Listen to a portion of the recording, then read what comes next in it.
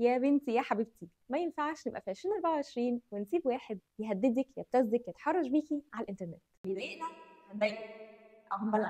اول حاجه هتعمليها هتاخدي سكرين شوت او سكرين ريكورد للحاجه اللي مبعوتها لك دي. بعد كده هتخشي على البروفايل بتاع المهزأ اللي عامل معاكي كده، وهتاخدي لينك البروفايل ده واي معلومه تانية انت عارفاها عنه. هتاخدي بقى كل الحاجات اللي انت جمعتيها دي، وهتاخدي بطاقتك وانت اللي لازم تروحي تبلغي، وهتروحي على مباحث الانترنت في العباسيه او مديريه الامن اللي تابعه للمحافظه بتاعتك. لازم تكوني حافظه الباسورد والايميل بتاع الحساب اللي تم عليه التحرش او الابتزاز او التهديد او اي حاجه من الحاجات دي، لانك هتفتحي الحساب بتاعك هناك قدام الضابط علشان يشوف او يعين بعينه البلاغ اللي انت مقدماه. وهنا لازم تفتكري حاجه مهمه جدا، ان الشخص دوت لو مسح اللي هو بعتهولك انت حقك راح. علشان كده بلاش تنبهيه باي شكل من الاشكال انك هتبلغي. بعد ما تخلصي البلاغ بتاعك هتعملي لوج اوت عادي من الحساب، وممكن تغيري الباسورد بعد كده لانهم مش هيحتاجوه تاني.